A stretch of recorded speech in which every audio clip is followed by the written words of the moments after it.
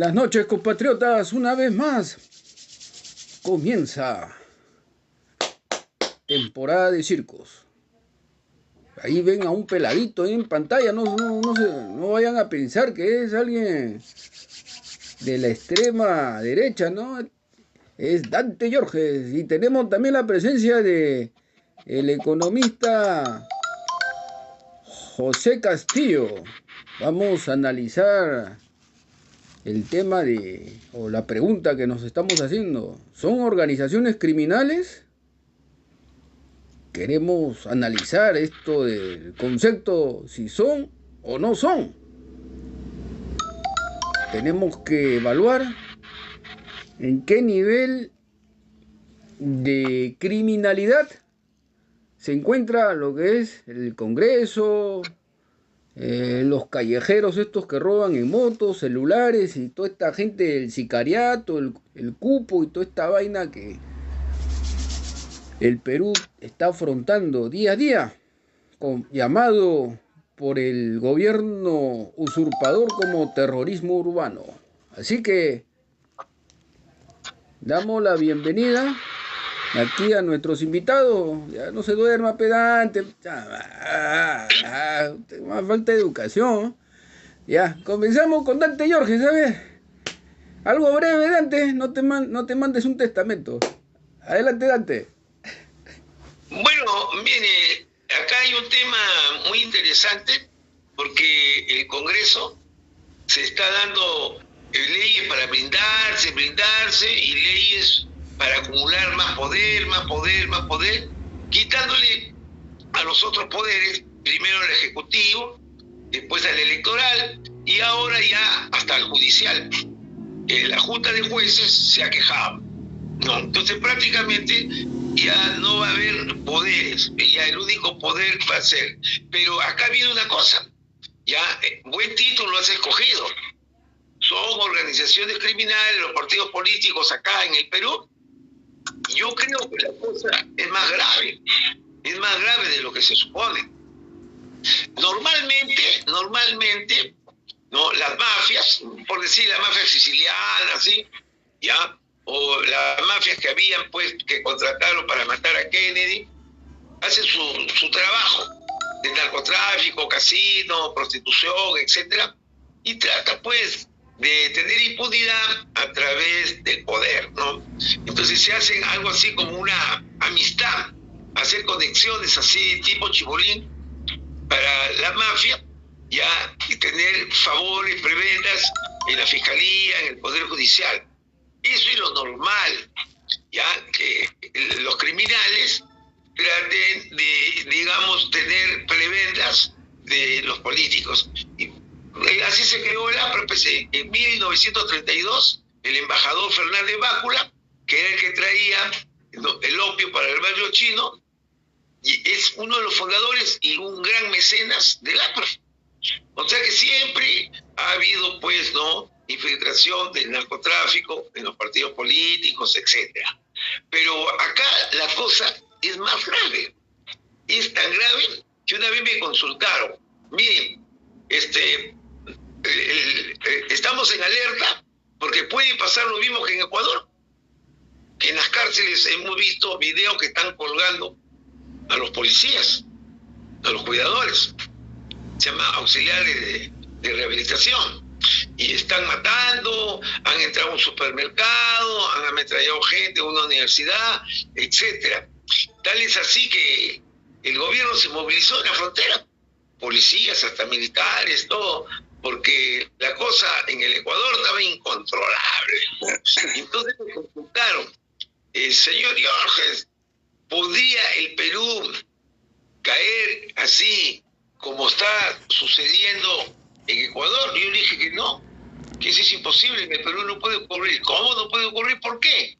Porque allá la criminalidad le está enseñando el músculo al gobierno de Noboa. Le está diciendo, si no nos dejas trabajar, mira, nosotros te podemos hacer la vida imposible.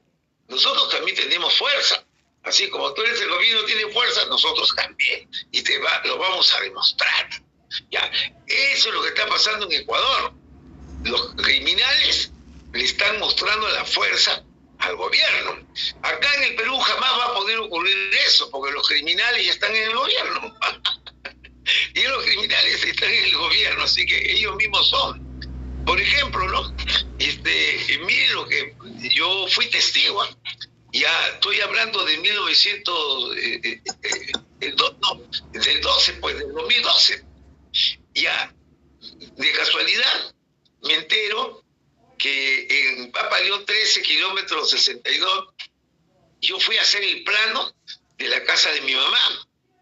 Una casita de campo, ¿no? De 5.000 metros cuadrados, 30 de frente por 175 metros de fondo, con piscina, con todo, ¿no? Y el agrimensor que me lo estaba diciendo, dice, yo he hecho medidas de 6 lotes acá para el alcalde, porque el alcalde se ha rodeado de 6 lotes. ¿Qué? Después me enteré, ¿no? Que el alcalde se estaba apoderando de más de 200 lotes. Pero le digo, acá hay lotes que son centros de rehabilitación. No, ya no hay. Sí, pues veo que ya no hay. ¿Qué ha pasado? Que cada fumón lo ha colocado en uno de los 200 propiedades que se ha agarrado. Ya, y cuando voy a averiguar, había 60 asesinatos ya. Y después ya, años después ya ha pasado de 120 asesinatos. Entonces, ¿qué había pasado? En un partido de Torito. El Torito. ¿Y qué había pasado con el Torito? Uno de los lotes robados, usurpación agravada, era el sindicato de construcción civil. Tenían carros nuevecitos, 2 carros negros con una polarizada, una camioneta blanca, etcétera, y estaban coordinando con el fiscal, ¿ya? Y también con la presidenta de de la Corte Superior de Cañete, que depende ahí. Cuando comencé a averiguar más, un general me dijo, no te metas con eso, ya, a mí me han quitado un lote, a ti, y tú eres general. Y hubo otro amigo que viene de Estados Unidos y le dice, también a mi mamá le han quitado su casa allá en el sur. Cuando veo la noticia, ya, ¿qué había pasado? En una camioneta así, Hilux, encontraron un montón de armas y 9 hombres que lo habían detenido.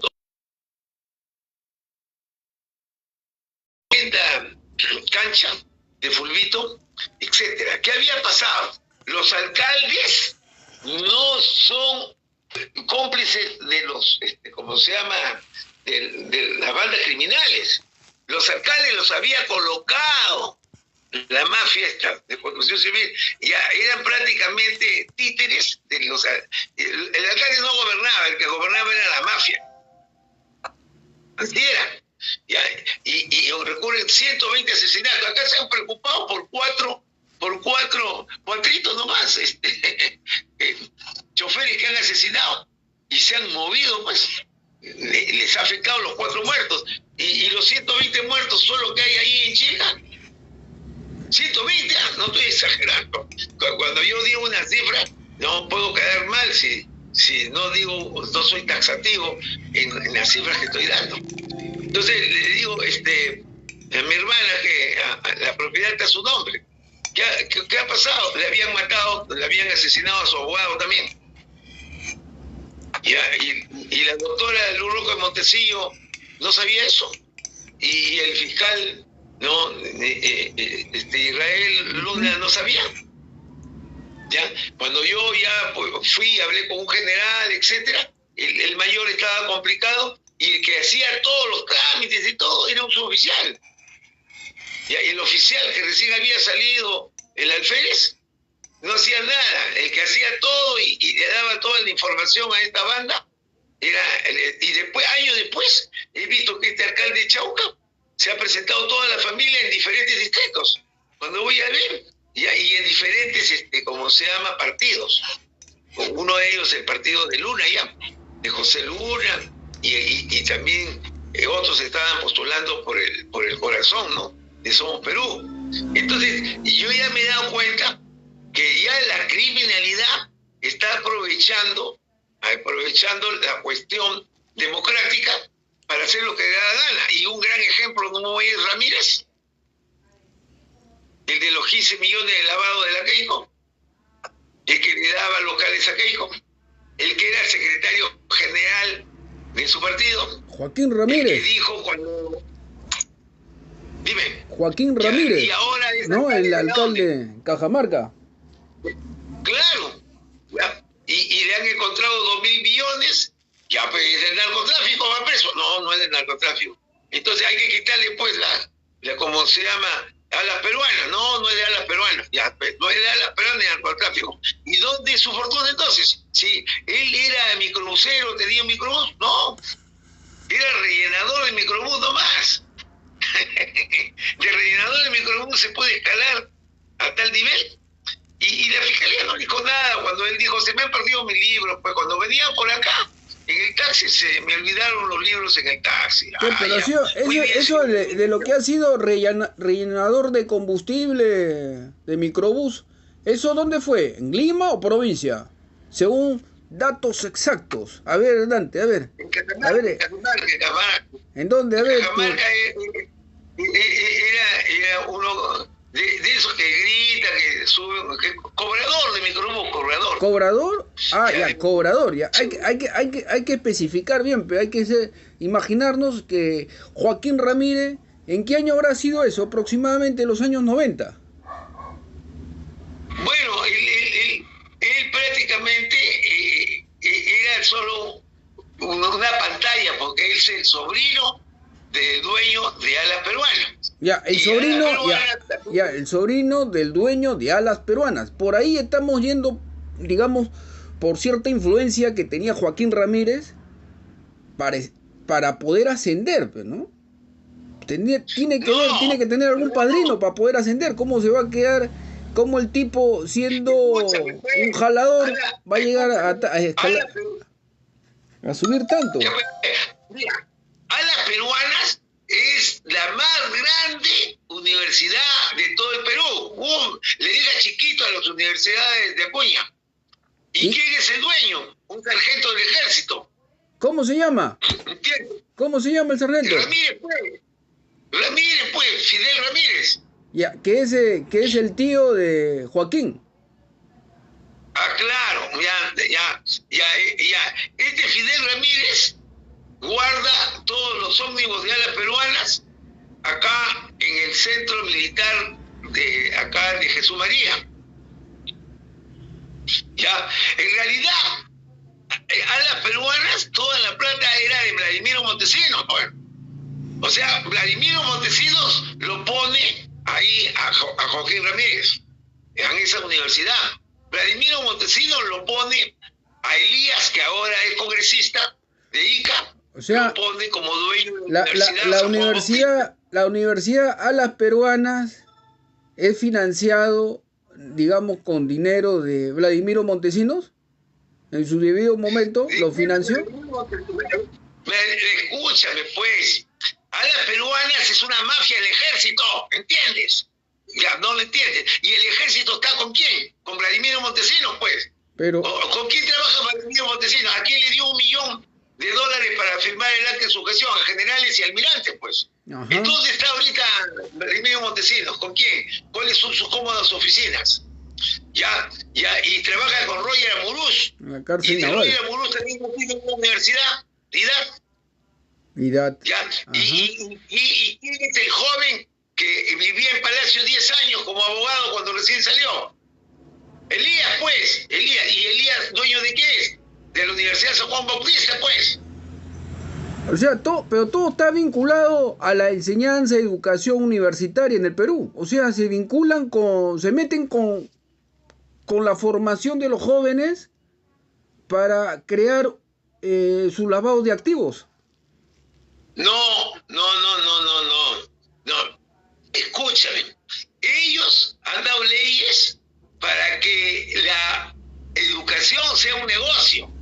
O sea, ellos también en el negocio, pues, algo así como que tú dices, pues el negocio puede ser venta de medicamentos, que ha subido todos los años, sube 10%, 15% más cada año. Me voy a meter mi plata en cadena de farmacias. ¿Quién piensa eso?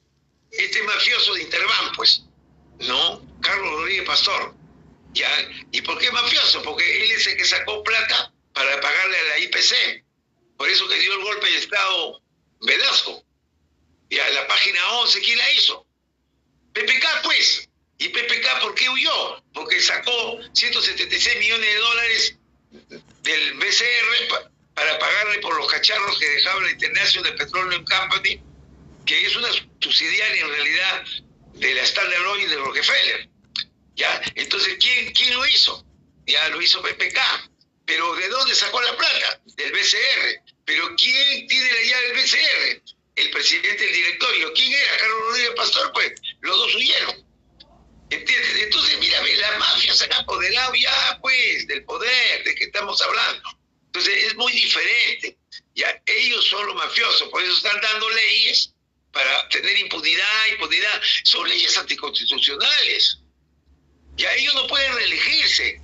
Entonces, ¿qué dan? Una ley que para ser senador tiene que primero haber sido congresista, ¿ves? ¿Te das cuenta?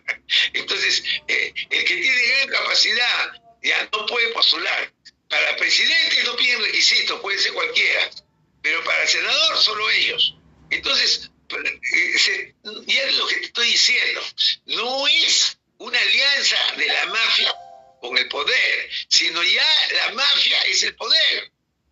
Es muy diferente que en Ecuador, pues. Estamos cuadrando, entonces ya estamos cuadrando la idea, ¿no?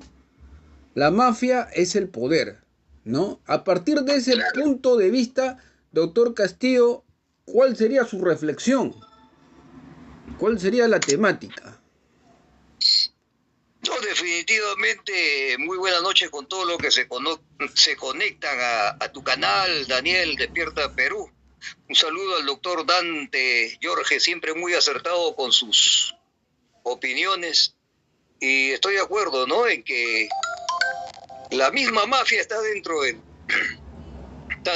gobierno, dentro del Estado mismo, ¿no? Me atrevería a decir que el mismo sistema es la mafia. Este sistema neoliberal, para que funcione, tiene que haberse constituido como una mafia. Partimos del principio de que para que haya libre mercado tiene que haber competitividad. Ahora yo les pregunto, ¿les conviene a los neoliberales, entre comillas, grandes inversionistas en el Perú, les conviene el libre mercado? No. ¿Les conviene que haya nuevos protagonistas? ¿Les conviene que haya competitividad en el mercado? No. Ustedes saben que la competitividad les obliga a bajar sus precios, a ser más eficientes, a invertir en tecnología, en innovación, investigación, y eso no les conviene, pues. Entonces, por lo tanto, ¿no?, el libre mercado simplemente es un instrumento para que estas mafias se apoderen del mercado y se constituyen en cárteles económicos prohibidos por la Constitución.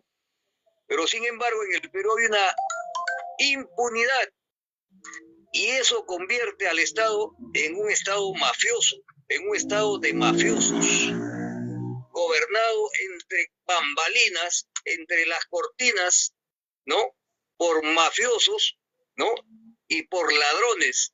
Por eso coincido con la hipótesis del doctor Dante cuando dice de que dentro del mismo gobierno existe la mafia, está la mafia. Así que a la mafia no le va a convenir, pues, limpiar el país, pues, de delincuentes. Tendrían que desaparecer primero ellos, porque les conviene que haya delincuencia, pues más delincuencia, más militares, más presupuesto para los militares, más dinero para los militares, más robo para los militares, más presencia de policías y de militares en las calles, más represión, más miedo, más susto, ¿no?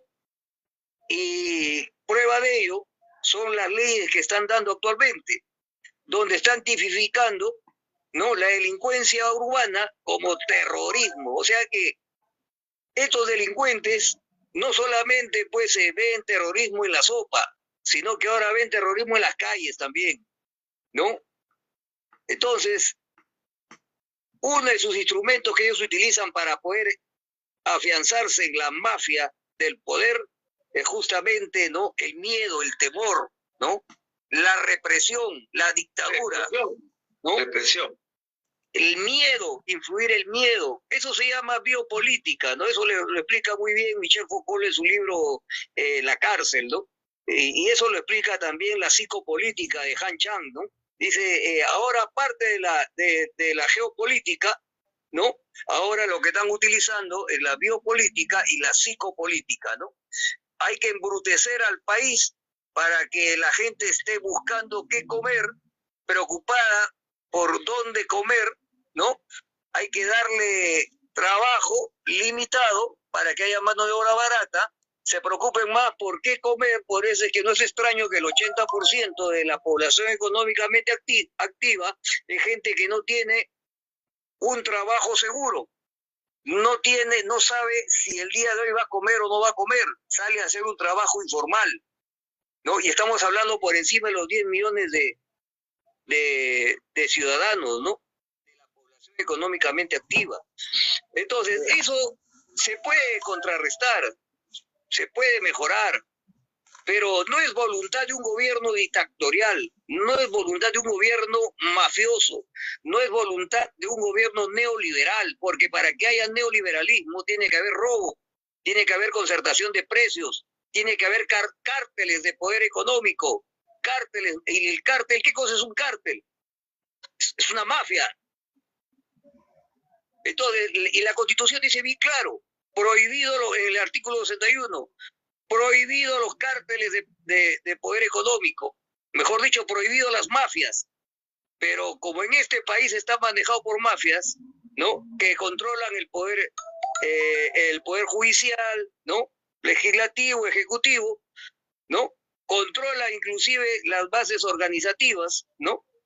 Entonces, las bases sociales también los controlan a través de pseudo dirigentes corruptos enquistados en las bases organizativas de muchos años atrás.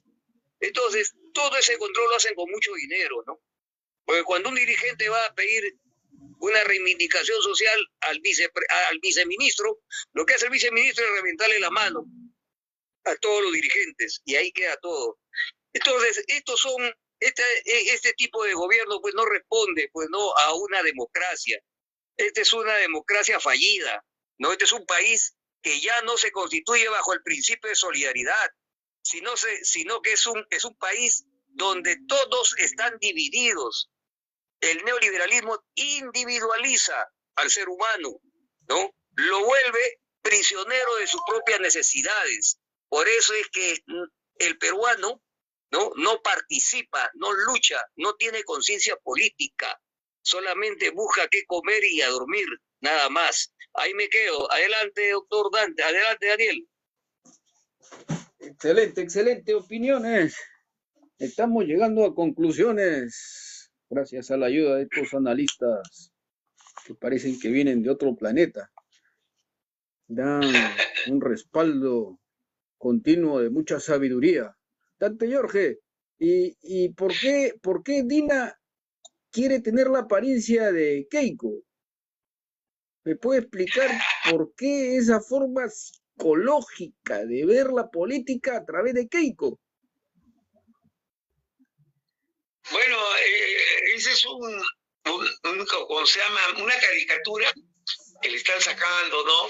Que le están diciendo a un dibujito de un cirujano plástico, le dice que quiero parecerme, y ella en una mano está sosteniendo la foto de Keiko. Pero yo no entro, como ustedes ven, a esas cosas ni a generalidades. Yo entro a ejemplos, así que he dado hasta nombres. He dado, ¿no?, Carlos Enrique Pastor, he dado el nombre de PPK, he dado el nombre del alcalde Chauca, he dado el nombre del partido, de Torito, así. La gente generalmente no quiere meterse, pero yo sí, porque lo he vivido. Yo he vivido. Te voy a dar un ejemplo. ¿En dónde se ha visto que una compañía constructora sea la engreída del gobierno? ¿En dónde se ha visto eso? Entonces, ¿cómo han hecho? Han hecho el Panamericano. Le han dado 4.500 millones a Carlos Diojaus. Ha hecho el mejor Panamericano. Ahora es presidente del PPC y ahora es el candidato y va a ser el próximo presidente. porque sobrado le va a ganar a Keiko. Y ahí hizo el fútbol panamericano. Buena familia, muy conocido, pero ¿sabe quién es él? Aparte de ser el hijo del exalcalde de San Isidro. Su padre fue alcalde, Nieuwhouse. Bueno, Carlos Nieuwhouse, que ha hecho el legado, el mejor panamericano, ¿ya? Entonces, ¿qué ha pasado? Le dieron 4.500 para construir y para reformar también los escenarios deportivos del Perú, del IPD. Y un amigo de él acaba de ser nombrado presidente del IPD y quiere enfrentarse, y a la vez no quiere enfrentarse. Entonces, cuando el periodista le entrevista para enfrentarse al legado, ya al final se desvía, no entró con fuerza, solo dijo de que el legado ya no lo debe tener y que el IPD tiene que recuperar los escenarios. ¿Qué ha pasado? Muy sencillo. Yo he sido presidente de la Federación de Atletismo. No le digo que yo vivo la historia. Ahora voy a la Videna y me dice, ¿saben qué? Vas a hacer un campeonato de máster. Ya, son $18.000. $18.000. Yo entraba, yo era el dueño de la Videna y ahora no me dejas entrar. No te preocupes. La PCM, a través del ministro de Economía, ya pagó a tu campeonato. ¿Y a quién le ha pagado? ¿Le ha pagado a quién? Si es del Estado, le ha pagado al legado. ¿Y quién es el legado? Carlos Nieuwhouse, pues. ¿Se da cuenta, no? ¿Quién trajo las vacunas? China, que no servían, la prueba rápida. El comando vacuna, el primer comando vacuna. ¿Quién era el presidente? Carlos Nieuwhouse, pues. ¿Quién le metía todas las movilidades durante 30 años a los 18 ministerios? Automotores chilenos Gilelmeister. ¿Quién es el dueño? Carlos Nieuwhouse, pues.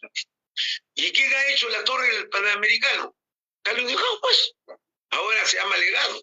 Pero ¿ha entregado las construcciones? No las entrega. Mientras no le entrega, toda la responsabilidad, el cuidado para que no se roben los guantes, todo, es de la compañía constructora. Entonces, como no lo entrega, ahora la compañía se llama legado. Pues. Entonces viene la pandemia y necesitaron las torres como hospitales para los de COVID no graves. Se las alquiló el Estado, pues. Pero el Estado también le hizo un favor, pues. Hizo más de 4.800 sitios de vacunación en todo el Perú. ¿Ya? Con sus toldos, con sus sillas. ¿Quién lo hizo? Carlos Nieuwhouse, pues. Las compañías que alquilan toldos, sillas, se quejaron porque dijeron, nosotros podíamos haber hecho eso por 1/3 del precio. Ha cobrado muy caro esa compañía, pero era de Carlos Nieuwhouse, pues. Casado con chilena, ¿no? Y la chilena, ¿quién es? La Larraín. ¿Y quién es la Larraín? Una de las dueñas de la Chile, la Perú, ahora la TAM, ¿no? Que son, ¿no? También familiares de quién, de los Grañamino Quesada, dueños del comercio, que estuvieron presos por lo de Obres durante un mes. Miren, ya, ahora ¿qué ha pasado? Miren, piensen, a Oscorima, ¿no? Le han dado un presupuesto de 460 millones y un adelanto de 100 para que pinte y arregle su estadio, ¿no? Con esa plata en provincias, como la tierra es gratis, porque es del mismo municipio, podrían haber hecho 5 estadios como eso. ¿Ya? ¿A quién se lo ha dado? Al legado, pues, para que el legado le haga eso. Y después me entero de una aberración, que solo puede ocurrir en el Perú. La compañía constructora ahora es un programa especial de la PCM. Sí, directo. Es de la PCM, la compañía legado. ¿Y ahora qué quieren hacer? Quieren hacer un superministerio. El ministerio, ¿no? Que va a hacer todas las construcciones de hospitales, todas las construcciones también de educación, o sea, colegios, y todas las construcciones viales, que manejan un presupuesto gigantesco, toda la carrera. ¿Y quién lo va a hacer? El legado, más seguro. Porque ya es una compañía constructora que ya forma parte de la PCM. ¿Y quién es el legado? ¿Y quién es el legado? Ahora, él estratégicamente tampoco es sonso, ¿no? Apenas compró la vacuna, se salió, ¿no? Y puso a Pratos, puso a otro. Y ahora en el legado deportivo también ha puesto a otro, ¿no? Ya, una vez que arma todo y listo. Y mantiene, pues, nuestras, como se llama, escenarios deportivos limpiecitos, bonitos, con buenos sueldos, todo, ¿no? No interesa la plata. ¿Por qué? Porque sale de la PCM, del Ministerio de Economía y Finanzas, que le va a dar toda la plata. Y también le dice, haz 2 panamericanos más. ¿Qué? Yo soy dirigente y los panamericanos, un año pues le tocará a Estados Unidos, otro a Canadá, otro a Brasil, otro a Perú, otro a Chile. Imagínense, son ¿Cuántos países? Cada 25, 30 años nos tocaría un Panamericano o más, porque algunos son 40 países, sería cada 40 años, pero no, hay algunos países pequeños que lo rechazan por economía, ¿no? Como decir Belice o Guyana, ¿no? Surinam, etcétera, ¿no? Pero cada 25 años más o menos se hace, ¿no? Y un sudamericano cada 20 años. Pero ahora el Perú va a ser 3. ¿Ya? ¿Y quién lo va a hacer? Un delegado. Se da cuenta, ¿no? ¿Y quién es el dueño de todo, de todos los estadios y todo? ¿El IPD? No, el legado. ¿Por qué? Porque todavía no lo ha entregado. Entonces, eso, como yo te digo, la mafia, todos ven cosas sofisticadas para robar. Mire, ¿qué hizo Alan en el segundo gobierno? En el primer gobierno robó en carretilla y sin ningún pudor, los rateros. Pero ¿cómo hizo en el segundo gobierno? Muy sencillo, pues.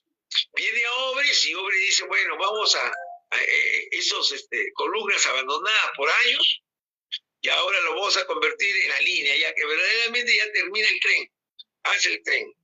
Ya, ahora, ¿cuánto vas a robar? Vamos a hacer como el idiota del Cholo que dijo, dame mi plata. Ya, de los 30 millones que le debían a Toledo, que se habían comprometido en darle de dólares. Ya, no, vamos a hacer otra cosa más sofisticada. Ya, ¿qué pasó? El movimiento de tierras, que se tiene que hacer con maquinaria, con cargadores frontales, con palas mecánicas y camiones, lo hizo los hijos de Naval Gilbert, los Nava Mendiola, que ya están fugados. O sea, el movimiento de tierra lo hizo una compañía que le hicieron ad hoc para los hijos de Nava Gilbert, los Nava Montoya, que se llamaba Transportes Reina. Ya, entonces, esta compañía es la que gana, trabajando, por supuesto, esos millones de movimiento de tierra. Pero cuando la Contraloría, que no es nada tonta, le dijeron, a ver, tus maquinarias, acá están, tus camiones, acá están. Pero la maquinaria pues tiene una historia. Cuando tú compras un carro, tiene una historia desde la fábrica que sale hasta el último dueño. Ya, y vieron que todas las maquinarias eran de Obres, pues. Entonces, pero nada, no habían puesto centavos ni nada, todo era.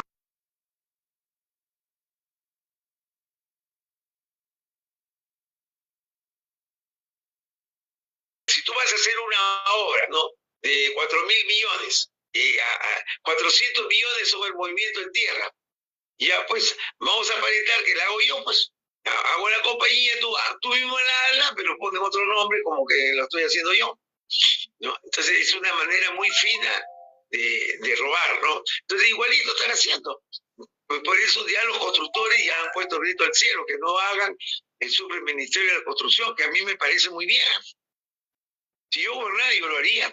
No, pero acá lo hacen con otra intención, para ver dónde van a dar la plata, así como le dieron a Oscorima, 100 millones ha legado para que le arregle ¿cómo se llama? Mire, con decirle que 47 millones nomás costó la refacción del Estadio Nacional. Ya, le dan 100 para de provincia. Ya, ¿y quién se lo va a pintar? El legado. Doctor Dante Jorge, de los aviones de guerra, cuesta 25.000 millones de dólares. Saquemos, 25.000 millones está, 25.000 millones va a costar los aviones de guerra. Por eso, van a costar 3.500 millones de dólares a 147. 3.500, no, si en la noticia están saliendo 25.000 millones. Los aviones. Puede salir lo que sea, pues. Escúchame, doctor pues. Castillo, ¿cuánto es su resultado de la cifra? ¿Cuánto va a costar los aviones? 3.500 millones, que es una cifra vamos a buscar la información.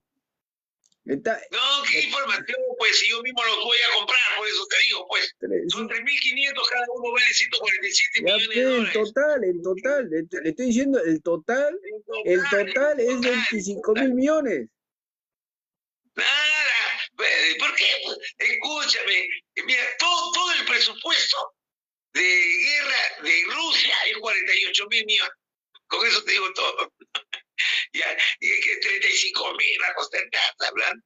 tontería, que no, Busquemos, son busquemos, 3.500. busquemos la información. Vamos a buscar la información para que salir de la duda. Buscan ahí, son 147 millones de dólares cada avión. Ya.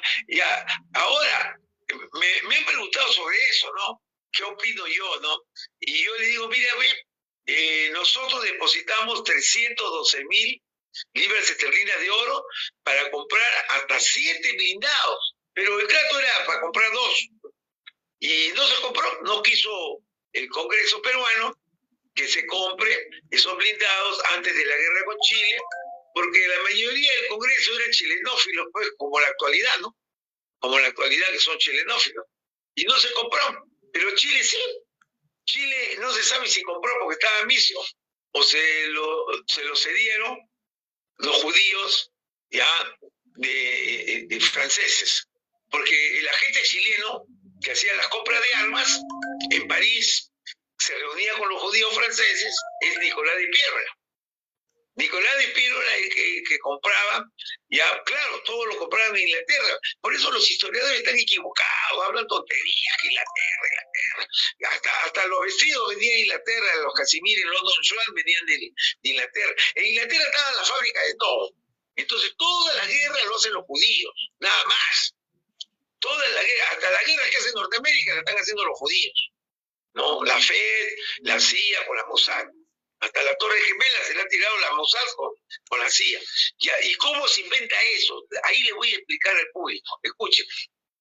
El dinero se inventa para que ya no haya el cambio de mercadería por mercadería, sino prácticamente para facilitar el comercio. Se elimina el trueque.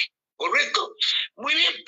Pero los judíos se dieron cuenta que el dinero también era una mercancía deseada por todas y le agregan el interés. Entonces comienza el préstamo del medio shekel de plata, etcétera, etcétera. ¿Ya? Entonces, bueno, esa es una manera de ganar dinero, el préstamo personal, que eso no le gustaba el interés a Cristo y por eso dijo de que ese era el pecado de la usura. Y lo botó de la sinagoga, pues, porque él se bautiza primero como judío, ¿no? San Juan Bautista lo bautiza como judío. ¿Ya? Después se da cuenta del error de ese Dios sanguinario, ¿ya? Y hace su propia religión humanista, ¿ya? Humanista, que es el Nuevo Testamento. ¿Ya? Mientras que el Antiguo Testamento es sanguinario, ¿no? Es un Dios vengativo, diente por diente, matar a todos los niños entre el río Nilo y el río Éufrates. No dice niños, dice todos. Hombres, mujeres, niños, animales, nada que respire dejaré con vida. Aplicaré la regla al tema. Bueno, comienza el préstamo personal. Después se dan cuenta, ya, que también podrían prestar a muchas naciones. Y está en la Biblia, dice Deuteronomio, ya 15, 6. Ya 15, capítulo 15, versículo 6. Dice, prestarás a muchas naciones. Está hablando no del préstamo individual, está hablando del préstamo a las naciones, la deuda externa. Así tendrá poder sobre ellas, pero tú no te prestes, nadie tendrá poder sobre ti. No comienza como así como tu Dios te ha bendecido, etcétera, etcétera. Entonces es bíblico y ellos se dedican a eso. Pero en la guerra napoleónica se inventa una tercera forma de ganar dinero, porque el préstamo personal, que ya tiene 3.000 años, subsiste hasta ahora. Pues. La gente se presta hasta gota a gota o se presta con las tarjetas de plástico. Ya, entonces hay préstamo personal, ya se suma al préstamo que mejor en lugar de prestar a 2 personas, a 100, a 1.000, a 5.000, a 10.000, mejor le presto a 34 millones. ¿Cómo le prestas a 34 millones? El gobierno pues se presta por ti. Tú ni te enteras y ya tú debes $8.000 porque la deuda externa subió de 23.000 con Vizcarra a 70 y tantos mil. ¿Te das cuenta? Ya, entonces ahí vienen las dos maneras de ganar dinero de los judíos. El préstamo personal y el préstamo no de la deuda externa.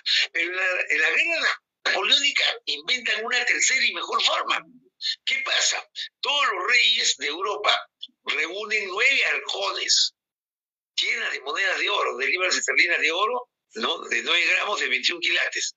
Y llaman al más vivarracho, al más ladino de la familia Bauer, que después se cambia el nombre por Rothschild. No, Nathan Rothschild, que es Ansel Bauer, tiene 5 hijos. El tercero se llama, pues, ya él, que hace el Banco de Londres con la reina de Holanda y la reina de Inglaterra. Ya, el primer banco particular, no como la Fed, que es particular también. Ya, entonces, ¿qué hace? Ya, Nathan Rothschild, el príncipe Williams, ¿no? El príncipe William le da el dinero y le dice, anda a la bolsa de Londres, una bolsa incipiente que había en ese tiempo, inviértelo porque la ganancia necesitamos la plata para derrotar a Napoleón.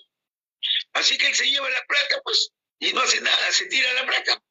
Al final de la guerra, el príncipe Wilhelm, o sea, Williams, lo pecha. Y le dice, oye, ya, dame el dinero. ¿Y qué hace? No. Le devuelve los 9 arcones llenecitos de monedas de oro y el doble, y 100% de ganancia. ¿Qué? Sí, le dice, acá está. Ya, no. Entonces hay cuadros de pintores de esa entrega, y le entrega el dinero más de interés el 100%. Ajá. Ya. Y desde ahí lo nombran Lord Rothschild. Lord Rothschild, Lo sí. ponen ya como de la dinastía dinastía Rothschild. Ya, pero doctor Castillo, volvemos a pisar territorio peruano.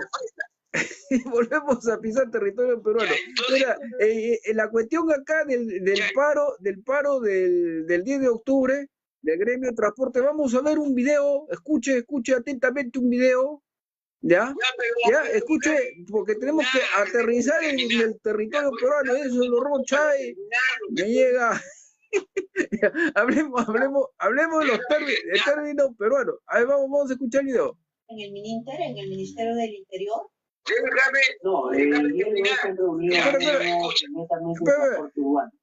nosotros ya habíamos tenido una reunión el día viernes en el Ministerio.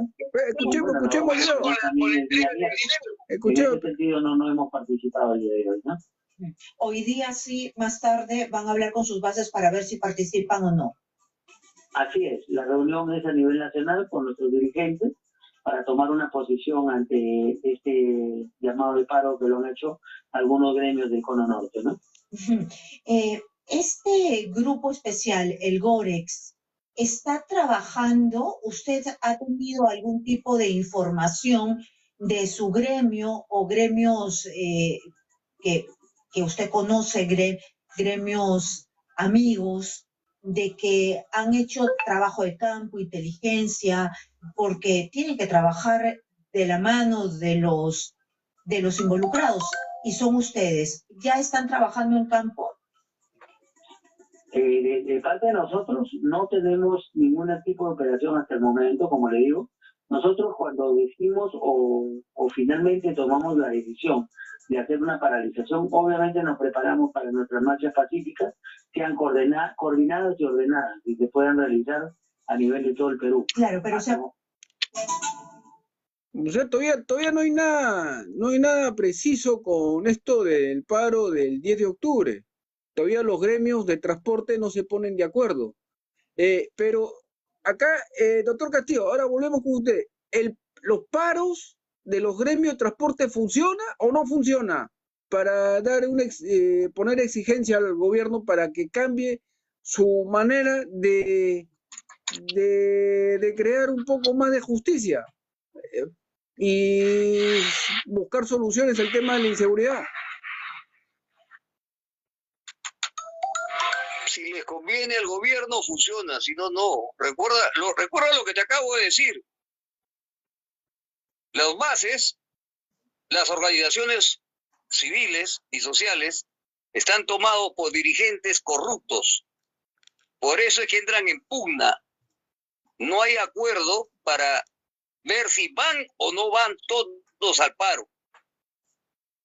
No se ponen de acuerdo porque dentro de los dirigentes están los apristas, están los topos, están los izquierdistas, están ahí que juegan para el gobierno. Entonces, están divididos, no hay acuerdo. Pero si se tratara de sacar a un presidente que no les conviene, ahí sí se unen, ¿te das cuenta? Pero cuando ven un problema que le atañe al compañero, a la empresa, ¿no? Eso no les interesa. O sea, hay discrepancia, por más que los están matando, entonces no se unen, hay discrepancias, o sea, no les interesa el problema del compañero. Por eso es que ha fracasado esta última paralización que iba a haber, ha fracasado. O sea, no sé, la suspendieron, no llegaron a ponerse de acuerdo, ahora lo han postergado para el 10, de acá a 3 días. Espero que se pongan de acuerdo. Espero que se pongan de acuerdo. Pero así estamos a nivel de la sociedad civil. No está organizada, está desorganizada. Y cuando la sociedad civil está desorganizada, el país, la nación, pierde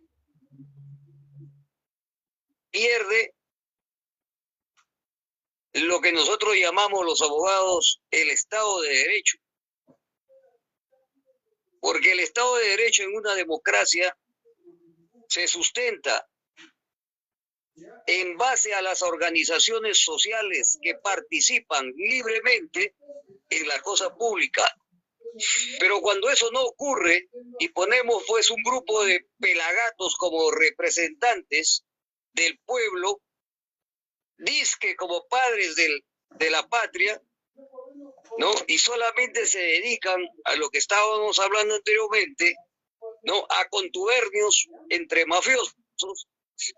Entonces, cualquier intento de querer sofocar un problema social como es la delincuencia, fracasa.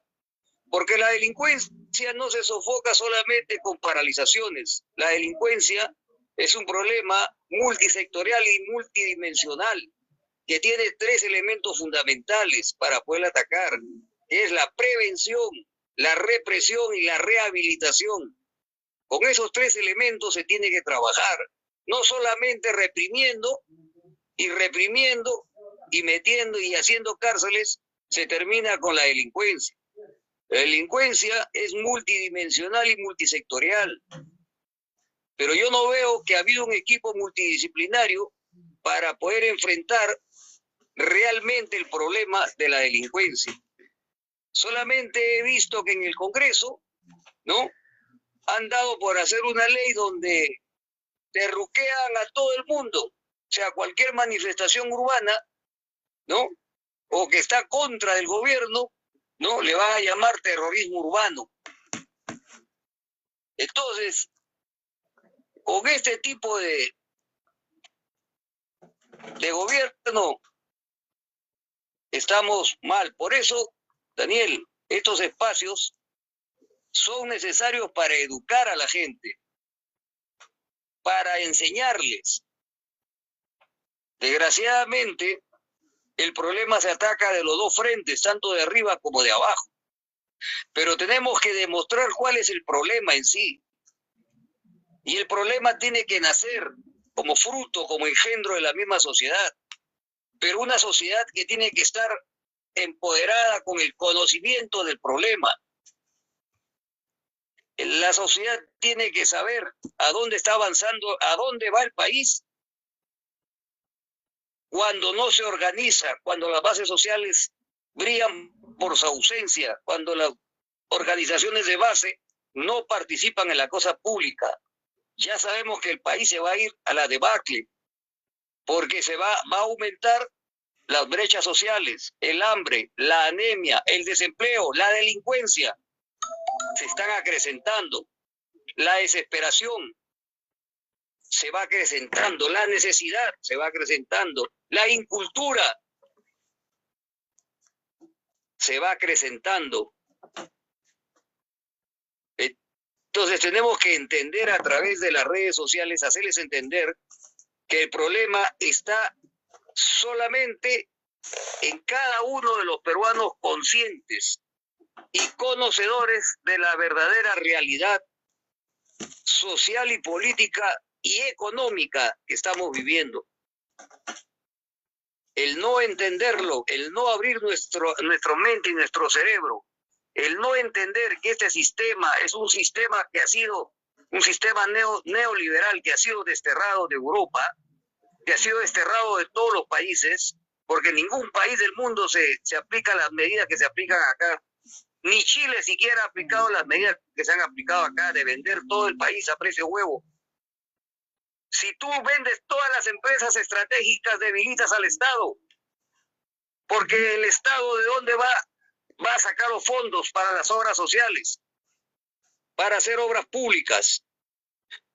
Si tú le reduces los impuestos, dices que para que vengan inversiones, el Estado ¿de dónde diablos va a sacar presupuesto? ¿De dónde va a sacar el ingreso fiscal para obras públicas, para cubrir las necesidades sociales? Si tú le quitas las empresas estratégicas a un Estado, ¿cómo va a invertir en inclusión social en los medios de producción? O sea, no tiene ni idea el Estado de dónde va a sacar, está con la justa, están hilando fino para poder cubrir planillas. Y si le falta van a tener que pedir prestado, más deuda pública. El no entender eso nos hace cómplices de este Estado fallido llamado Perú. Adelante, Daniel. Sí, magíster. Ya estoy ahorita con una... Ya, ahora sí. Ya, tiene razón, ¿no? Hay que tratar de concientizar. Igual con lo que hizo López Obrador en 35 años de carrera política, ¿no? Trató de concientizar a su pueblo y obtuvo los resultados ya en su última etapa, ¿no? Llegando a la presidencia después de dos fraudes electorales donde prácticamente el que fue atacado continuamente fue AMLO, ¿no? En México. Doctor Castillo, a ver, vamos a escuchar un poco de lo que está hablando César Hildebrand ahorita en vivo. Ok.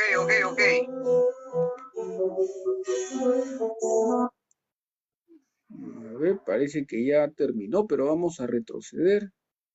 Vamos a retroceder. No se escucha. Ya, ¿ahora sí me escucha? Que sea tan bruto, en abstracto, ¿no? ¿Me escucha? Un país tan bruto. Es un país que necesita trabajo, necesita productividad, necesita laboriosidad, necesita intensidad. Muy bajo. Y vino una señora que se viste de submarino amarillo, le encanta vestirse de submarino amarillo y tener pulseras que cuelguen, y decide otro feriado, ya está.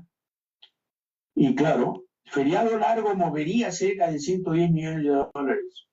Eso lo dice el lobby de Canatur, la Cámara Nacional de Turismo, el lobby de las aerolíneas, el lobby de la hotelería, la hostelería. Y claro, un feriado más. Y después lanzan cifras como eso. Movería cerca de 110. ¿Y cuánto se perdería? ¿Cuánto han perdido muchos negocios por este feriado ficticio y estúpido que es, en fin, ya una suerte de apelación recurrente de este gobierno y del anterior, el de Castillo también hacía lo mismo, para congraciarse con el ocio popular en un momento en que necesitamos trabajar más que nunca. ¿Cómo les ha dolido a los de la derecha que el arzobispo Monseñor Carlos Castillo haya sido nombrado cardenal? ¿Cómo les ha dolido? Les ha dolido porque el señor no tiene nada izquierdista, pero no pertenece, digamos, a la cueva de los Cipriani, la cueva de Altamira, Monseñor Cipriani, que fue, digamos, el cardenal más derechista que haya padecido la Iglesia Católica y la feligresía. Y como no pertenece a la cueva de don Cipriani, entonces es un caviar, es un rojiño, es detestable, es peligroso, es un discípulo de Bergoglio, en ese caso ya no es papa, sino una suerte de peronista encubierto, kirchnerista aún más. Y claro, Castillo,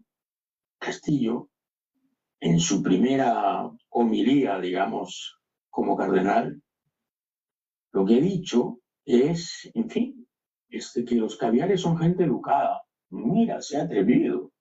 Los caviares son gente educada y además ha recordado la famosa frase esta de la plata llega sola,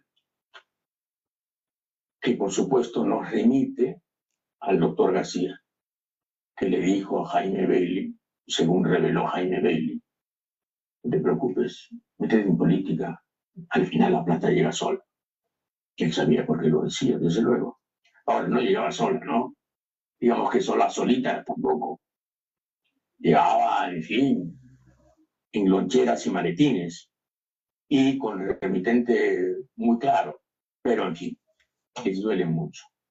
Así que, como les duele mucho, yo felicito a Monseñor Carlos Castillo desde mi agnosticismo puro y duro y ampliamente renovado. Felicito a Castillo. A Carlos, porque el otro, el Pedro Castillo, el pájaro frutero, en fin, qué decepción, ¿no? Juicio a Movadef. Buscan que se le declare como organización terrorista. Y exjefes de la DIRCOTE, en fin, reaccionarios primitivos, insisten en esto de que Movadef debe ser declarado organización terrorista. Pero Movadef ha sido un intento de crear una organización política que, digamos, tiene proximidad con Sendero Luminoso en materia doctrinaria, pero no tiene armas, no tiene vocación de actuar, no tiene un programa terrorista. Entonces, es como si en España ETA, que mató a 900 españoles de la manera más brutal, no tuviera derecho constitucional, democrático, de instalarse como instancia política, como sigla política, como partido. Y lo está ahora. Y lo está ahora. Está en esa condición. Pero la gente aquí es muy estúpida. Si le cierras el paso a la conversión de una organización terrorista en un movimiento político avanzado, que ya no quiere la revolución bolpotiana, lo que quiere, digamos, la influencia mariateguista, y le dices, no, tú eres terrorista perpetuo, yo te condeno a ser terrorista perpetuo. No importa la cara que pongas, y no importa el destino que te plantees, y no importa la ruta que elijas, tú eres terrorista. Ese es el terruqueo chorado, pues. El terruqueo chorado que tanto le gusta a Perú 21, ¿no? Que tanto le gusta a Perú 21, que tanto le gusta a Huila, que tanto le gusta a una serie de medios que están simplemente, en fin, en su campaña esta de dictar normas más allá de la ley y polarizando el país lo más que pueda. Don Mirko Lauer, volveré sobre él, escribe una columna que se titula Palestinos, carne de cañón de Irán. Carne de cañón de Irán, palestinos. ¿Esperaba jamás la mortandad que produjo y sigue produciendo la reacción israelí? Es casi seguro que sí, puesto que buena parte de su trabajo previo al atentado fue colocar a su dirigencia a buen recaudo. Al hombre de la calle Gazatí y su familia, más de 40.000 muertos a la fecha, los famosos túneles le sirvieron de muy poco. Hay casi como un regusto, ¿no?, por el éxito. Sí, pues, pero los palestinos no son carne de cañón de Irán, señor Lauer. Los palestinos son víctimas del Estado de Israel. desde 1948. La Nakba no la inventó jamás, que no existía. Jamás existe porque ustedes destrozaron a la OLP. Y la autoridad palestina, debilitada después de la muerte de Arafat, que ustedes festejaron,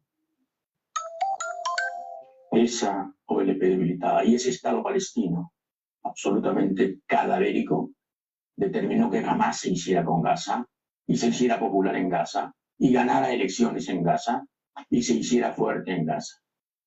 Lo mismo que Hezbollah, que existe desde 1982, después de que Israel invadió Líbano y ocurrieran masacres como la de Sabra y Chatila. Yo estuve en Líbano, entrevistando a Yasser Arafat en 1980.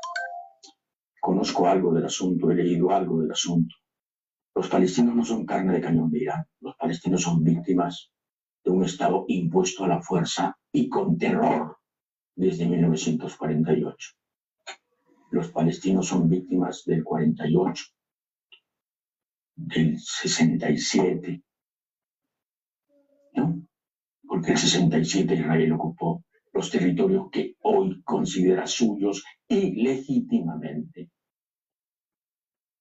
Claro, le devolvió a Egipto, que es el único que le produce un cierto respeto militar, la península de Sinaí, pero se quedó todavía con las alturas del Golán, sirias, y con toda la Cisjordania que colonizó malamente.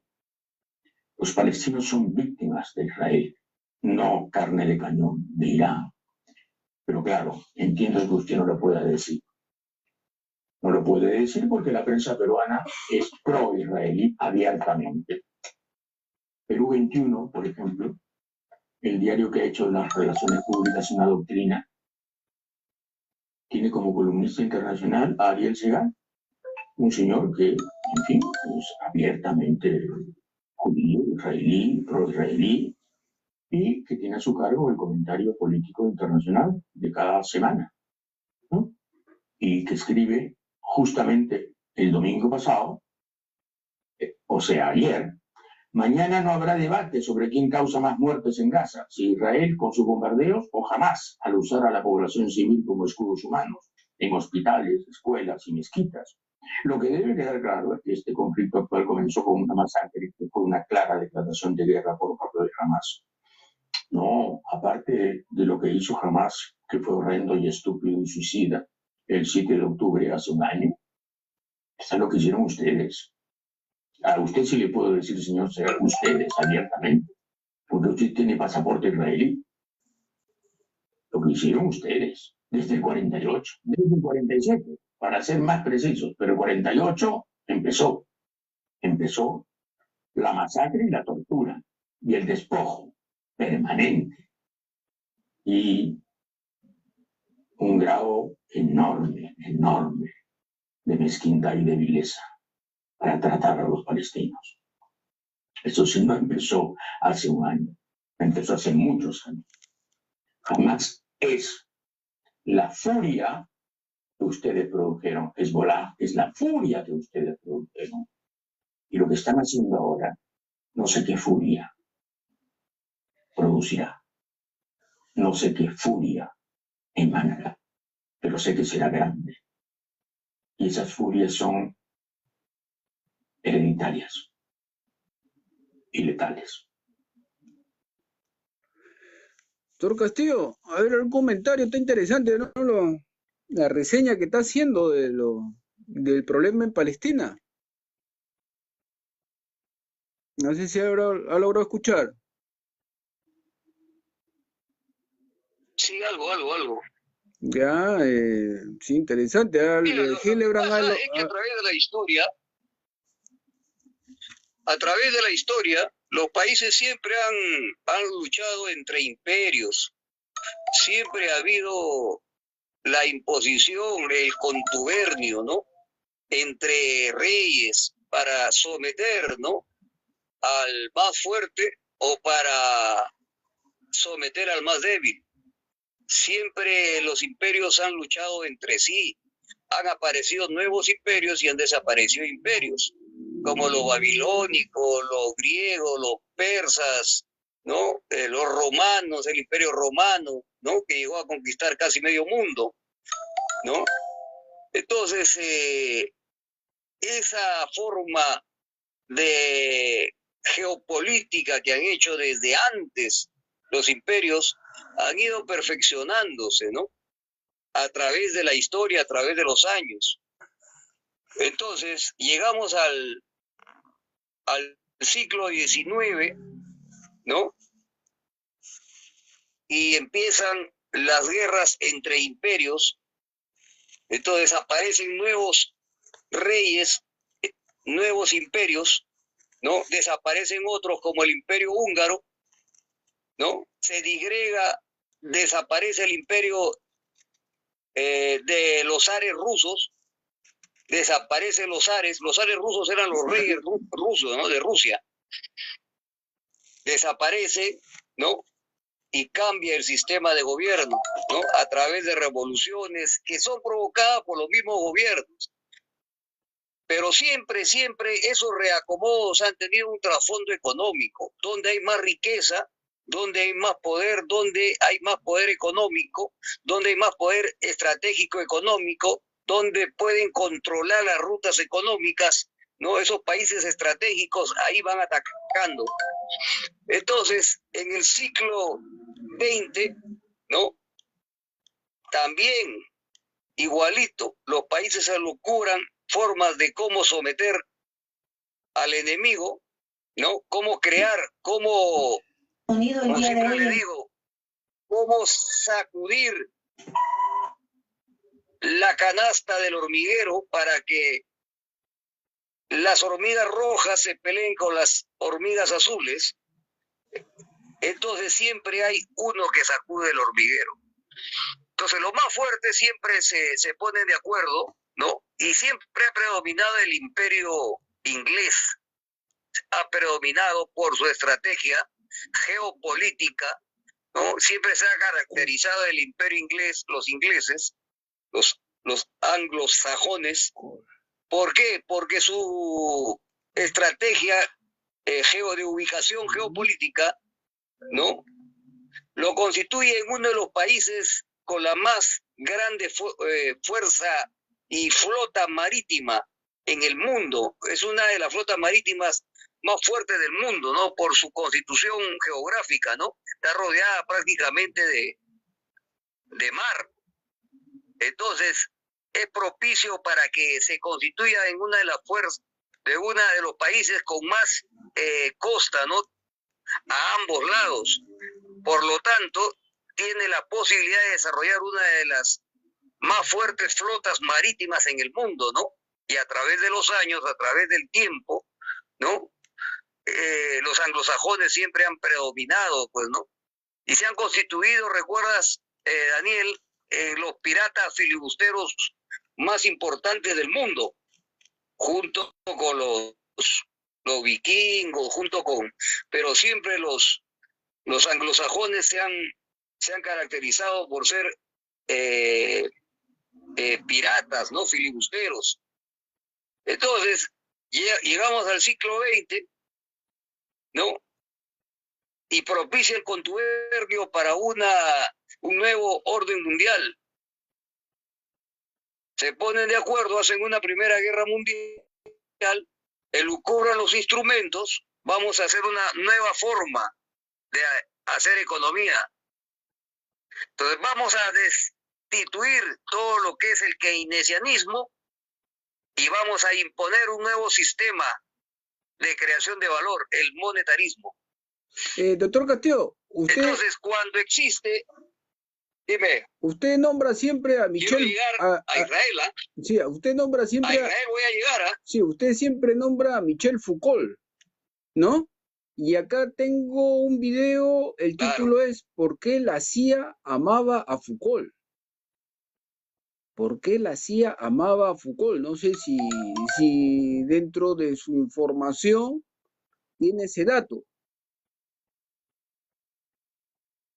Claro, lo que pasa es que Foucault analizaba y era el que comprendía mejor y desarrollaba mejor la biopolítica. La biopolítica es el control de la vida humana a través de elementos endógenos como exógenos, a través del contexto, ¿no? Entonces, el contexto que rodea al individuo tiene que ser propicio para que pueda dar cabida a un sometimiento, a un esclavismo moderno, económico. Y para eso ya no necesitaban pues los mismos instrumentos de antes, ¿no? De sometimiento, de esclavismo, de los negros que había antes, ¿no? Del indio, ¿no? Porque eso ya pasó a la historia. Ahora han descubierto una nueva forma de sometimiento que es a través de la economía. Por eso es que los países potencias, ¿qué hicieron primero? Soltar el lastre de las colonias. Recuerda que comenzaron a soltar el lastre, todas las colonias de los países poderosos comenzaron a independizarse. ¿Por qué? Porque mantener colonias ya no era negocio para el nuevo sistema. Porque las colonias iban a permanecer independientes, pero bajo el yugo protector de los primigenios reinos, de los primigenios imperios. Por eso es que el imperio ruso, ¿no? La República Rusa tenía el control, ¿no? Bajo el pacto de Minsk, el tratado de Minsk, de que nadie tenía que meterse con sus colonias que había independizado. ¿Cuáles son esas colonias? Todos esos países que nacen de la Unión Soviética, que se independizaron. Ah, ya, después de la perestroika. Después de la perestroika, esas colonias fueron soldadas, pero bajo el control del imperio ruso. O sea, nadie podía poner un arma. Ucrania, Eslovenia, ¿qué más? Lituania, ¿no? Ucrania, todos esos países han sido colonias rusas. Entonces, Estados Unidos le dijo, tiene que soltar el lastre de las colonias. ¿Por qué? Porque ninguna potencia puede salir adelante, ¿no? Manteniendo, ¿no? Colonias, ¿no?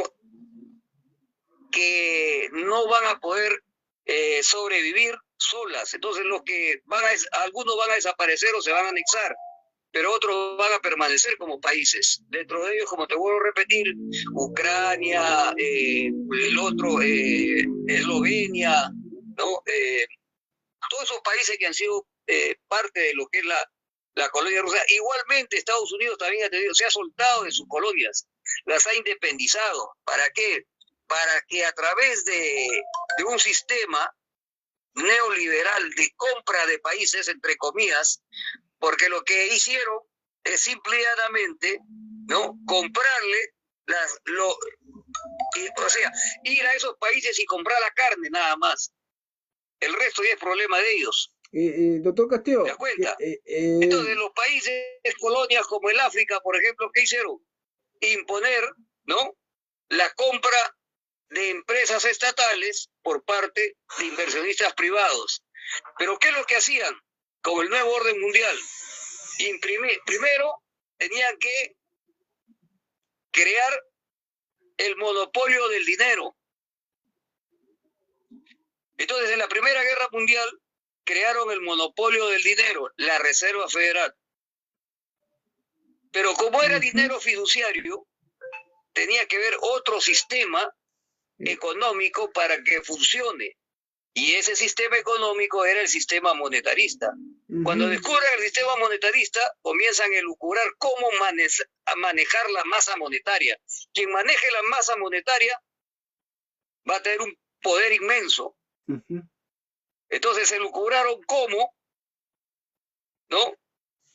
Comenzar a manejar la masa monetaria. ¿Y cómo? A través de la Reserva Federal. Crear la fábrica de los dólares. Pero primero tenían que dolarizar el mundo. Dolarizar el mundo. Y quería escuchar ¿cómo dolarizaron? A través de los petrodólares. Ajá. Quería escuchar este video para que más o menos de Michel Foucault, a ver sobre qué trata, a ver. Vamos a escuchar atentamente. Entonces, ¿quiénes son los que elucubraron esas ideas? Son los bancos mundiales. ¿Quiénes son los bancos mundiales? Los judíos. ¿Quiénes son los judíos? Los que han creado el Estado de Israel, los Rothschild y entre otros. Y está dentro de esta maquinaria está el servicio de inteligencia, la CIA. Por eso quiero escuchar este video, escuche atentamente, claro, para ver sobre lo relacionado entre Foucault y la CIA. Vamos a escuchar, a ver. Adelante, adelante. Es que el pelado era un poquitito enemigo del sistema, o por lo menos es lo que transmitían sus textos con sus teorías sobre el discurso, el poder y la dominación. Sin embargo, existe un texto de la CIA que dice todo lo contrario. En 2011 fue desclasificado un documento de 22 páginas escrito originalmente en 1985, un año después de que Michel Foucault nos dejara a manos del SIDA, y que les voy a estar dejando en la descripción para que puedan chequearlo por su cuenta. Obviamente desde la página de la CIA, donde la agencia afirmaba que, y mediante los trabajos de Foucault, la izquierda francesa, que era un referente a nivel mundial, estaba pasando por un proceso de desmarxización. ¿Cómo? ¿Por qué? Bueno, quédense hasta el final del video, que esto va a estar muy interesante. En realidad este video me lo ganó de mano Resúmenes en Telequia, pero bueno, vamos igual, se lo voy a estar dejando por acá arriba. Para los que estén atentos, se habrán dado cuenta que la CIA viene desclasificando documentos desde ya hace algunos años, de los cuales podemos resaltar algunos documentos correspondientes a la Guerra Fría, en donde la agencia tuvo un rol importante en lo que respecta a propaganda, investigaciones, y en donde también admiten que en promedio un ciudadano soviético comía más que un ciudadano estadounidense. Ya empezaba el gordo. Ay, Dios. El documento se titula France, Defections of the Leftist Intellectuals, que por su traducción en español podríamos interpretar como Francia, deserción de los intelectuales de izquierda, que fue redactado en 1985 durante el trayecto final de la Guerra Fría. Para estos años, la URSS ya no era lo que solía hacer, pero la CIA no podía únicamente cruzarse de brazos mientras los soviéticos pasaban de ser una superpotencia a simplemente una potencia. Esto era una guerra, y hasta que no desaparezca su nombre de los mapas, no se detendrían con la propaganda, las falsas informaciones o las jugadas bajo la mesa, porque ningún zurdo empobrecedor se banca los facts and logics. Por eso hay que mentir.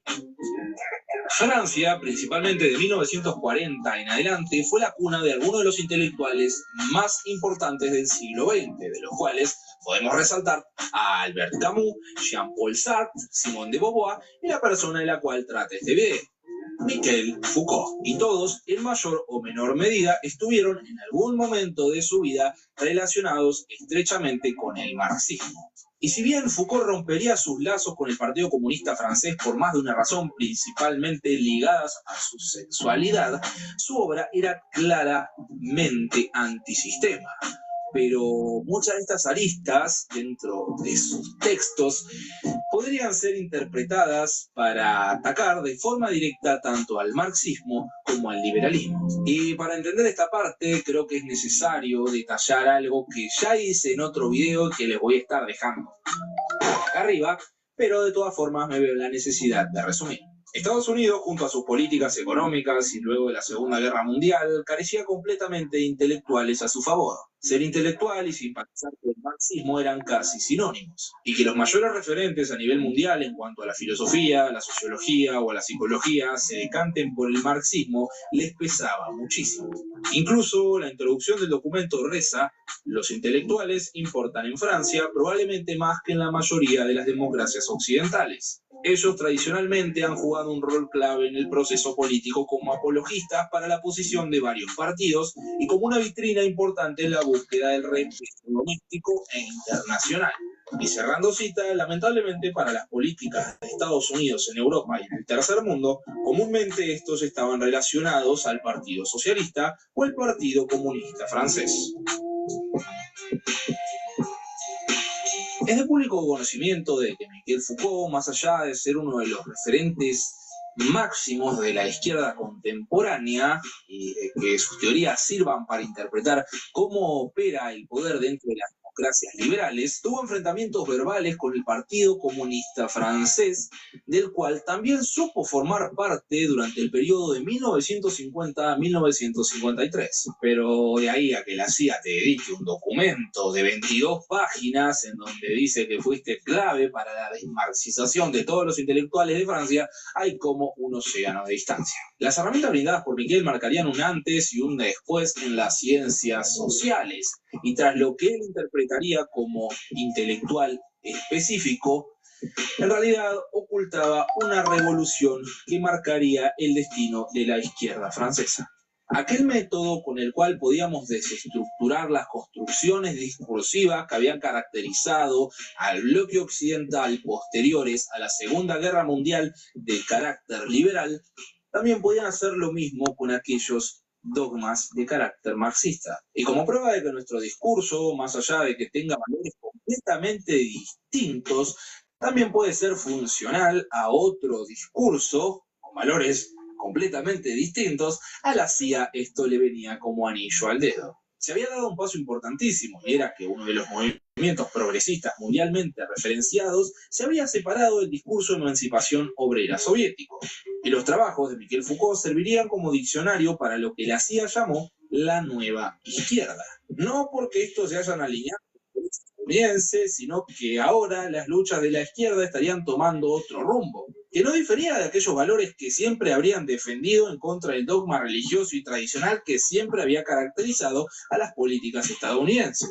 Ahora esta lucha, que comúnmente había sido monopolizada por los movimientos obreros, principalmente por la influencia que tenía la URSS en el mundo, no solo tendría que abrazar a nuevas minorías que, según Foucault, serían las encargadas realmente de llevar adelante esta resistencia, que además eran invisibilizadas por el movimiento obrero dentro del mismo espectro de la izquierda, principalmente motivados por aquellas incongruencias en el pensamiento de la Unión Soviética durante sus últimos años de existencia, y en donde el documento nos cita de la siguiente forma: antisovietismo, actualmente un accesorio en la mentalidad y la escritura de los intelectuales que continúan teniendo un gran potencial para agitar las masas.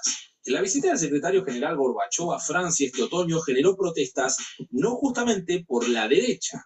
La nueva izquierda, y especialmente disidentes intelectuales, usaron la visita como una oportunidad para desahogar frustraciones sobre la brutalidad soviética en Afganistán, la represión continua en Polonia y la indiferencia sobre los derechos humanos provistos por el Acuerdo de Helsinki. Miles de estudiantes se apartaron de la orilla izquierda al grito de Gorbachov Gulag.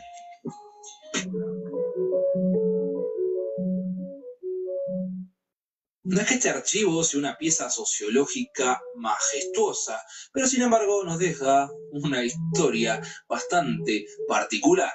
Recordemos que la CIA eran aquellos tipos que planeaban iluminar a los obreros rurales soviéticos tirando Biblias desde globos. Lo cual también es una reflexión curiosa. Literalmente la agencia responsabiliza a esta nueva izquierda de tener parcial responsabilidad en lo que representó a la posterior caída de la Unión Soviética, que, y hablando con el diario del lunes, de nueva no tenían nada, ya que en realidad eran estos sectores que se habían separado de otros sectores políticos que todavía defendían a la Unión Soviética, más allá de que en la práctica en realidad estuvieran contradiciendo aquellos valores que decían defender.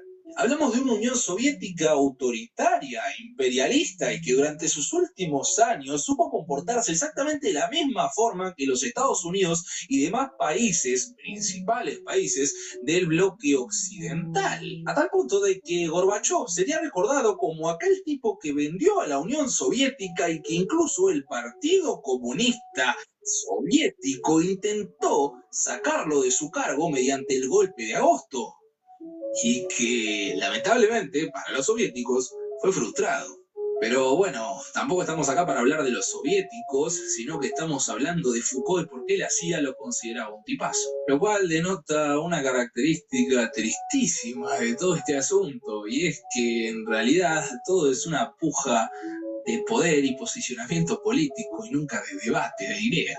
Puede que el trabajo de Foucault haya sido revolucionario, sí, pero nunca en realidad debería haber sido funcional a las democracias liberales, y si así lo fue, debe haber sido por un contexto particular. Y se lo dice alguien que se lastró muchísimo de todo el material que Miquel supo publicar durante sus 57 años de vida y que se fue tempranamente luego de que una enfermedad se lo llevara, aunque más de uno argumente de que se lo merecía. Pero bueno, en fin. La reflexión para esta altura del video ya debe ser clara. Nada es ideología, no son los hechos tampoco. Todo, absolutamente todo, es poder y discurso. Buenas noches. ¿A qué le pareció el contenido? Desclasificación de lo que es un documento de la CIA. Doctor Castillo. Pero no lo escuché bien, ¿ah? Se escucha entrecortado. Acá están hablando de un documento Pero desclasificado. En síntesis, ¿qué es lo que decía? El documento desclasificado de la CIA en el año 2016, si no me equivoco, que Michel Foucault prácticamente trabajó para la CIA. Él fue el que creó la nueva izquierda. Fue un tipo brillante, pero también fue un tipo que dio orígenes a la nueva izquierda, junto con Gorbachov, con la perestroika, pero esto tiene consecuencias a largo tiempo. Como que eso, Daniel, eso va en la línea de lo que conversábamos. Esa es la cuestión. No es, era que me diga. Que conversábamos sí. No llegó a escuchar bien, ¿no? No llegó a escuchar bien entonces el contenido del audio. Más o menos algo más o menos he escuchado, más lo que tú me has dicho, ¿no? Ya con eso ya sintetiza todo. Ya, por eso que algunos claro, idolatran a Michel Foucault, pero en realidad él fue una pieza, ¿no? Un instrumento para... No, lo que se le idolatra es porque él prácticamente denunció lo que es los instrumentos de la vida política para el sometimiento del ser humano. Claro, eso lo denunció, ¿no? O sea, hizo el análisis, el estudio y lo denunció, claro. Y él ha trabajado para ese proyecto. Ajá, así es. Claro, así ¿y quién ha manejado eso? Soros. Claro, o sea... ¿Quién ha manejado ese proyecto? George Soros. George Soros es el que contrató a todos los genios de los caviares. A los genios. ¿Para qué? Para utilizar en las organizaciones sociales el control de las masas. ¿A través de qué? A través de la biopolítica y la psicopolítica. Todo está relacionado. ¿Para eso qué utilizaron? A los caviares. Ajá, está relacionado. Eso es lo que es la nueva izquierda. Los caviares surgen de... Claro, eso es lo que siempre hemos conversado. De ese cambio. Claro, y Michel Foucault perteneció pues a ese grupo de intelectuales, ¿no? Que utilizó pues el rigor científico para poder desarrollar teorías de sometimiento a través de la biopolítica. Así es. Ese es lo que el video estaba tratando con síntesis, porque eso se ha desclasificado los documentos secretos de la CIA. Claro, pues, o sea, ya se conoce. Son estrategias. Ya se conoce el por qué no hubo los cambios sociales a nivel mundial. Doctor Castillo, entonces estamos llegando al final del programa. Mañana de repente hacemos otro programa con un amigo peruano que está en México, José Luis Manrique. Ya, que tiene que ver con la 4T mexicana, el humanismo. Muchas gracias, doctor Castillo. Y gracias también a Dante Jorge. Listo, nos vemos. Nos vemos.